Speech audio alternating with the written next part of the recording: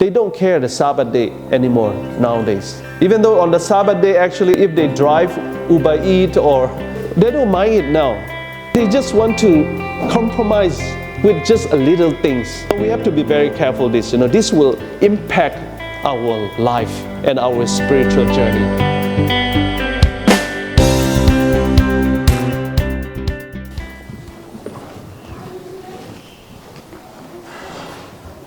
Good morning and happy Sabbath. I would like to discuss with you regarding spiritual lessons from Abraham's mistakes. If you have your Bible, you can turn to Genesis chapter 12, 16 and 20. So I will read those texts. It will be a text-based sermon. There will be not many texts I will referencing to. So it will be a very simple and learning from Abraham's mistakes. So even heroes, faith of our fathers Abraham, they were imperfect. They were not good enough, right? The story of Abraham teaches us that spiritual growth is a journey and not perfection. Spiritual growth is a journey, not perfection. Sometimes we think we can be perfect, even though we are not perfect. So I will tell you a very short incident happened in Burma, because we Adventists were very strong in faith. Even though we are weak, we never wanted to leave the church. We want to stay in the Adventist church.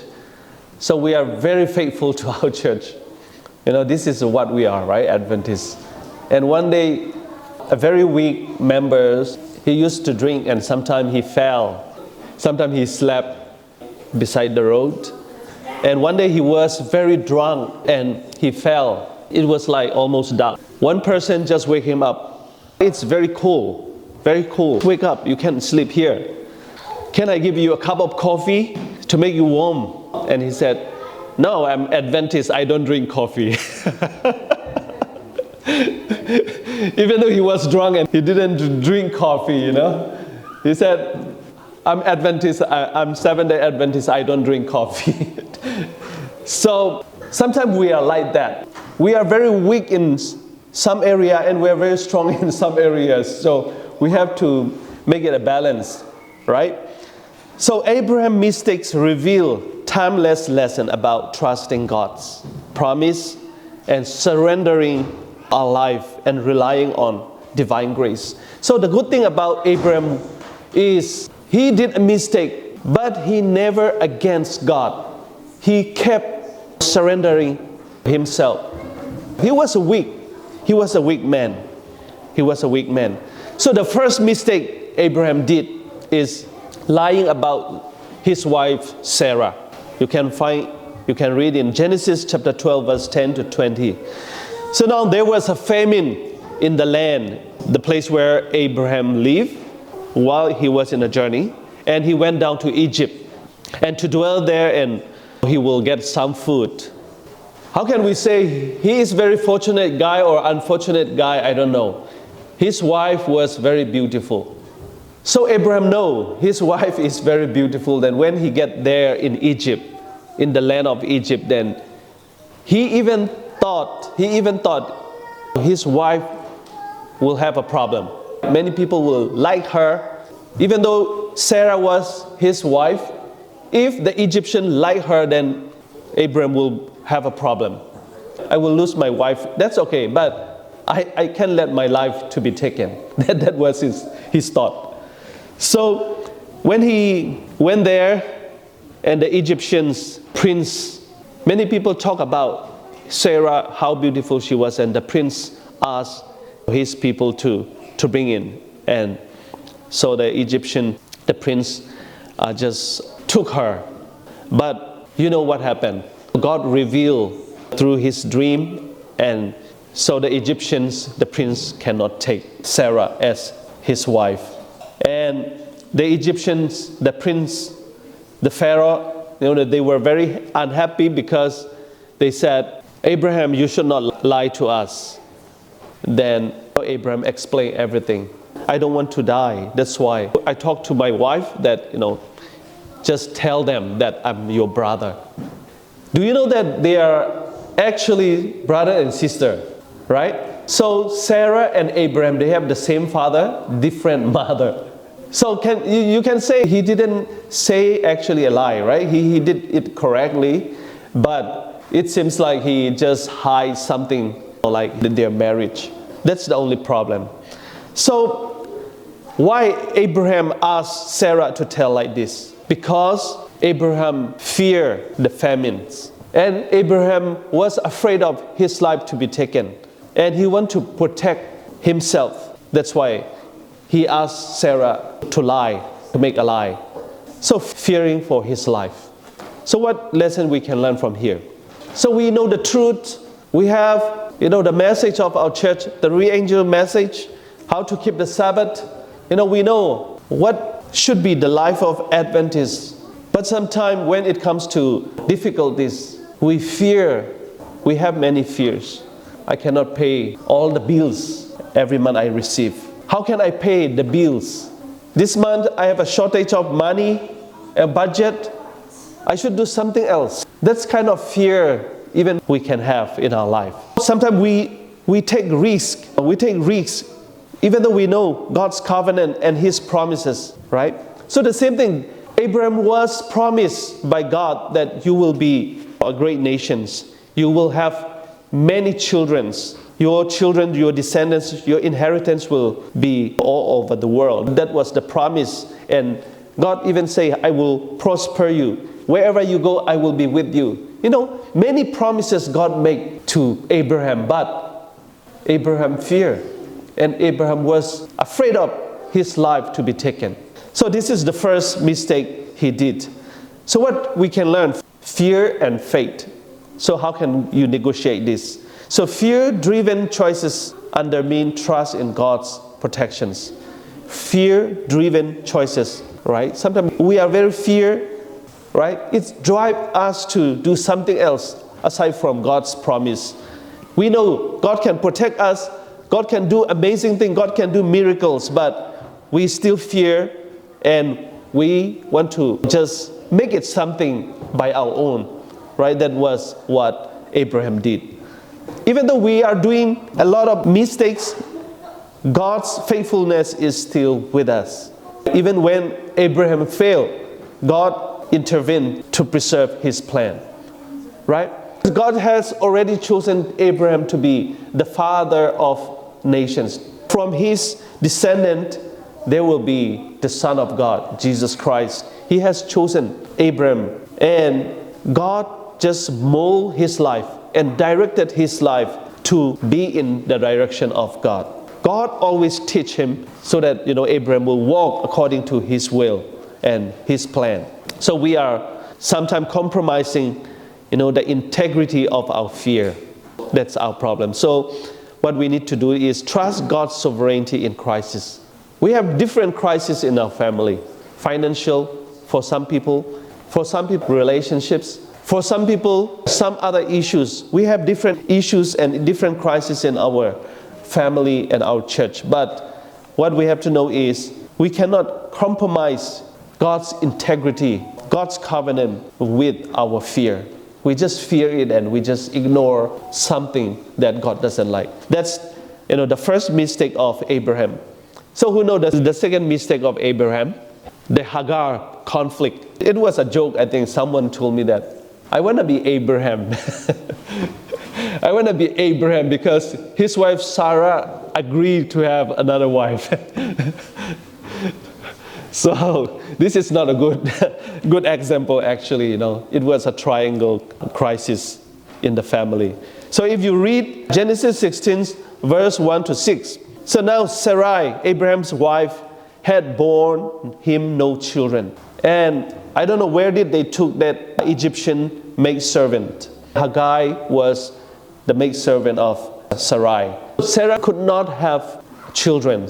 So since they come out from their homeland, home country, Ur, until what time?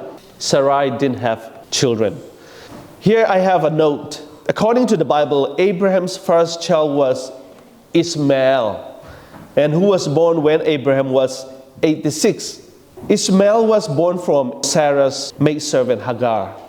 There's a gap between Abraham and Sarah, just 10-year gap. When Abraham had Isaac, Abraham was 100 years old and Sarah was 90 years old. They waited for so long. God promised them many years ago, probably 25 years ago, to have the child, Isaac, so that he will be a great nation.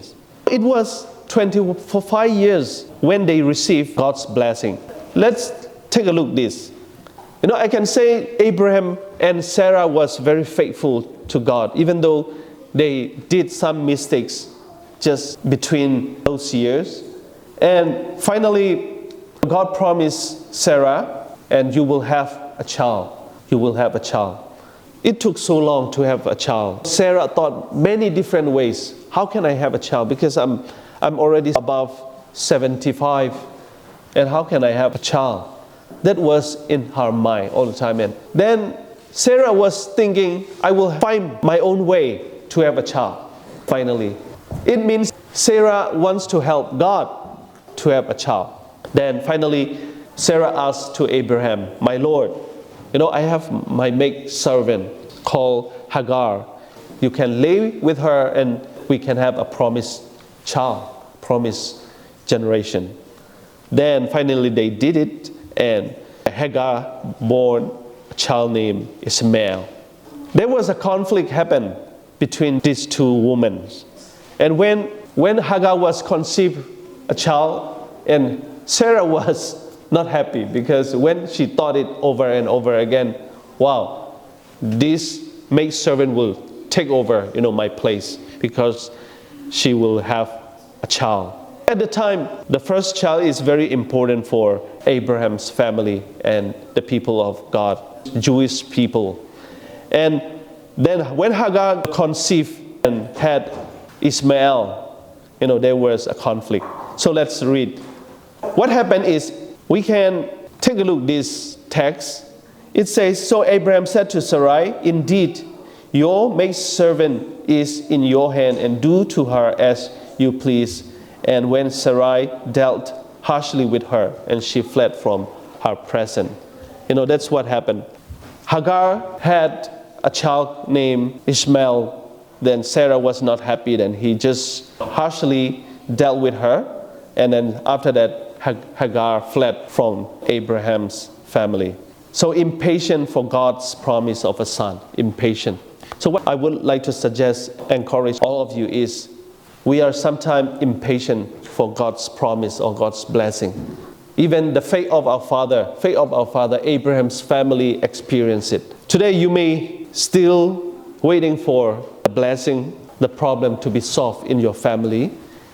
You may think it's been for a while and it's been for years. You are still struggling and you are still handling with these kind of problems, financially or family problems. Maybe you are in the situation of Abraham. But if you are faithfully living with God, then sooner or later God will exactly solve the problem. And Sarah and Abraham used Hagar as surrogate. It means a person. They just switch their position and just make Hagar to be something else, and they will get the promise. That's what Abraham and Sarah thought. What happened? Family strife between Sarah and Hagar. The consequences is Ishmael births create lasting generation tension. You can read in Genesis chapter 21 verse 9 to 20. What does it mean? Lasting generational tension. So we can say that the tension is still there in the Middle East because of that one mistake Abraham and Sarah did. They didn't wait for God's blessing. They didn't wait for God's promise. They just do it by themselves. This is quite dangerous for us today as well. As we are Adventists, we know God is with us, and we know that God is coming back very soon. In this last year, Satan have many tricks and many tactics to tempt us so that we can not be faithful to our God, even with very small thing. So it may take to the very long generations. So what can we take the lesson from this? We have to wait on God. Waiting on God, that's quite important. When you come to Australia, it's very hard to wait, right? Very hard to wait. To buy a house and to have financially, you are okay. It's very hard to wait. If you work, it's just enough for your family, food, and just rent as we come to this country. Well, it's hard to wait. It's hard to wait. Right? Sometimes we are thinking, I can do this. I have a very difficult situation in my family. Why should I do this? That's something happened in Burmese community in Seventh-day Adventists. They don't care the Sabbath day anymore nowadays. Even though on the Sabbath day, actually, if they drive Uber Eats or they don't mind it now. They just want to compromise with just a little things. So we have to be very careful this. This will impact our life and our spiritual journey. So waiting on God's promise. If you are faithful, if you are just good, if you pay, if you avail your time for God, and you are faithful members of our church, if you are trusting our God, then the Lord of Lords, the Kings of Kings, who own the heaven and the earth, can bless you. Bless you. Even Abraham and Sarah had promised already. The same thing in our church, we have also the promise God has already given us. So waiting on God and human shortcuts often lead to unintended pain. The shortcut way is not good at all. We have already understood it from the Bible in the life of Abraham and Sarah. God's timing is very important. Sarah and Abraham, how many years they have waited?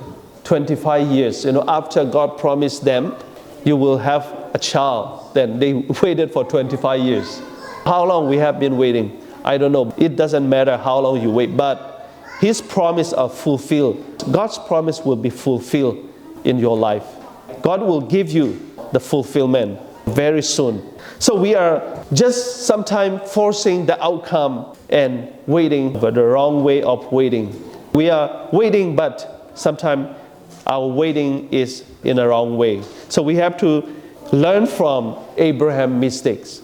So we are parents, we are church leaders. If we did something wrong, if we did some mistake, then it will impact our children, our generations.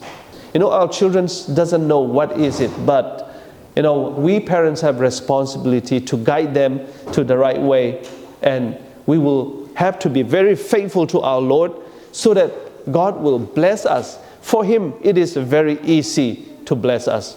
Sometimes we think, we have to find ways to get rich, to have more money.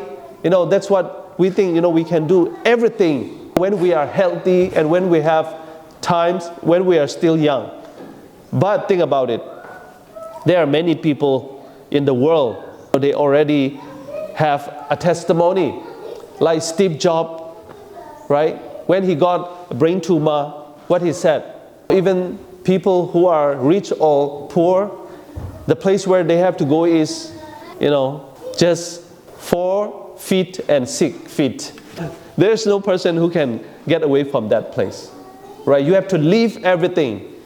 That's why, it can teach us a lot of things in our life. Even we are Seventh-day Adventists, we know, our, message very well, and we cannot negotiate. We cannot just compromise something else with our faith and our belief of God. So mistake number 3, repeating the same lie. So when Abraham journeyed and they got to Kadesh and Shur, and they stay in Gerar, and there was a king called Abimelech.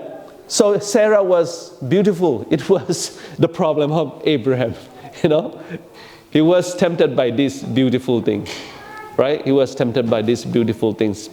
I don't know what really was in his thought, but Abraham got a lot of temptations because of his wife is very beautiful, very beautiful. The same thing as Pharaoh took Sarah. And finally, the Lord appeared to King Abimelech, and God still prevent troubles for his people, right? Abraham was pardoned, and even King Abimelech actually gave him a lot of things, cattle and a lot of animals. That's what happened in his life.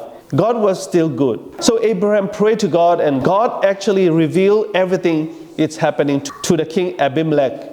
And finally Abimelech understood that Sarah was the wife of Abraham. And then they talked to the king what really is the relationship between Abraham and Sarah. And finally even Abimelech was happy, and Abraham prayed for Abimelech family, because what happened was when Abimelech took Sarah in his place, and what happened? Disasters and plague, very dangerous plague happened to the Abimelech family.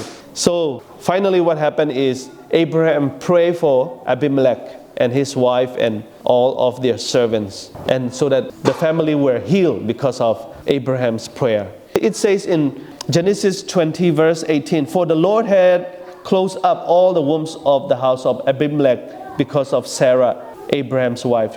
Still the consequences happen. The Lord closed up all the wombs of the house of Abimelech. See, it was the consequences King Abimelech family suffer, right? So God's protection is still there for Abraham, even though Abraham did a mistake again, right? The same lie, the same mistake, he did it again. So Abraham again, he lied Abimelech about Sarah. That's what we know. And the consequences is risk Sarah's safety and God's covenant. And Abimelech's household suffer unjustly. Because of Abraham, the Bible says Abimelech's household suffer unjustly. It means if Abraham talked to King Abimelech, what is the right thing then? It means Abimelech would accept what Abraham says. Abraham explained it. But Abraham was just tempted to tell a lie. That's why Sarah's life is very risky, and they broke God's covenant because they lied to King Abimelech.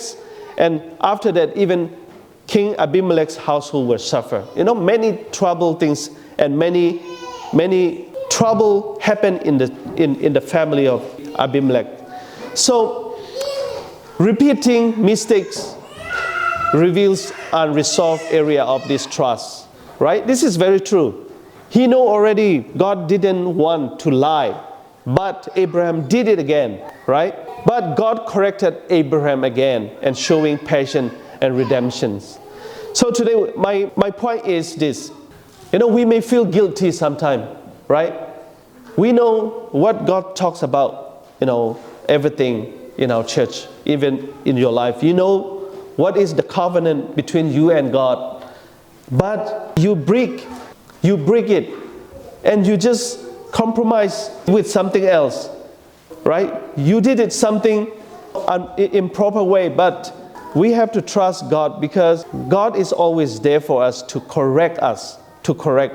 God is a patient God, and He wants to redeem us. If we still want to put God as our Redeemer, He's always there for us.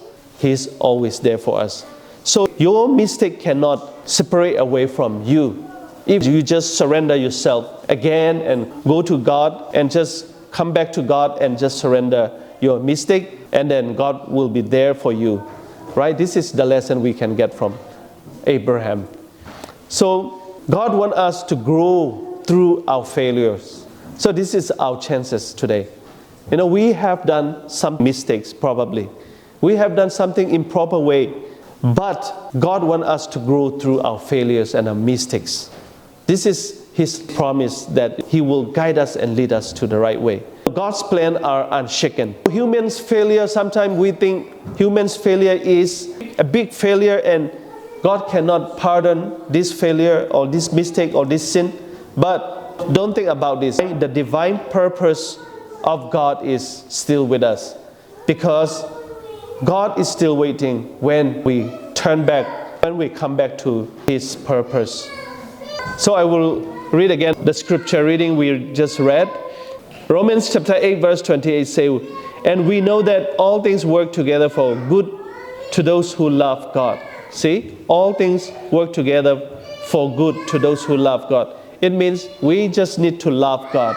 While we love our God, we may do some mistake like Abraham and Sarah, but the Bible says all things work together for good to those who love God. So we have to learn, we have to take advantage from our failure and our mistakes. Then God's promise will be still with us. The Bible says Abraham is the father of faith. He is a very faithful man. It requires humility. We can say Abraham had humility because when God point out his mistake, he never say, I'm right. He just surrender. Lord, that's right, I'm mistake because I'm afraid of Pharaoh so that I will get killed. You know, he explained it. He talked to God very, very direct way and just tell God his mistake. The same thing today. God will work with you. God will work through your life if you love God. Love means there is two directions all the time, right? Love means there is always two directions. God loves us, we love. That's the complete set of love. Love cannot be just only one direction, right? It means Abraham loved God. That's why even though he made a mistake, he just have reconciliation with God. And he explained it to God that, he did a mistake. We have to have humility, not to have pride, like you want to hide your mistake or your guilt. Abraham's story ends with redemption. So finally, Abraham was redeemed by our God because Abraham trusted God. I will read a quotation from Signs of the Time, April the 1st, 1875. Why Abraham got a name like he was the father of faith and he was redeemed, he got redemption. Finally, the last test was with his son Isaac. So when God asked Abraham to have a sacrifice with his son Isaac, Abraham didn't tell these things, this journey to Sarah, and they went to the mountains to have a sacrifice. Even Isaac didn't know and his wife didn't know. And they traveled 3 days, and then Abraham lifts his eyes to the mountains, and upon one he beholds the promised sign, and he looks earnestly, and lo, a bright cloud hovered over the top of Mount Moriah. Abraham was sad. Abraham was not really happy, but it says, he still hold God's promise. Even God asked him to have a sacrifice with his son. And he was yet a great distance from the mount. It was still a distance, and finally, what Abraham asked to his servant? He removed the burden from the shoulders of his servants and bade them remain behind while he placed the wood upon the shoulders of his son. This is very interesting. Before they climb up to the mountain, to the sacrificial place, finally, he just asked his servants just to wait there. Abraham just take all the burdens, all the load, the heavy loads, all the things to his shoulders, and even while he placed the wood, so it will burn Isaac, right? Actually, it will be used for burning Isaac. But what happened? Now Abraham just take the wood and just put on Isaac's shoulder. They just travel to the mountain to have a sacrifice. This kind of faith, we cannot find. That's why the Bible named Abraham as the faith of our father. Today, as we go to our Lord Jesus Christ, as we come back to our God, we cannot just take out our heavy load and heavy burden to other people and we can't just come with God like, we have nothing. God wants us today like Abraham. We have a lot of burdens, a lot of mistakes. With those load, we are heavy enough, right? Heavy enough. But with everything we have, the mistake we have, we just need to draw near to God. And, we have to do a sacrifice like Abraham. Not just to take out everything like, we are very good, right? This is the application from this story. So today, Where are you relying on fear, impatience, and old habits? So bring weaknesses to God. It's not human solutions. You cannot solve by yourself. You cannot hide, those weaknesses or troubles or, your mistakes. So trust His faithfulness to fulfill promises in His time. As I said, Abraham took all the burdens, all the things from his servant, and he just put on his shoulders and to have a sacrifice on the mountain. Even Isaac took the wood will burn him, but he just took the wood and just climbed to the mountain. Today we have to do the same thing today. Everything, the burden and the mistake, everything we have to just put on our shoulders and just travel to the Lord.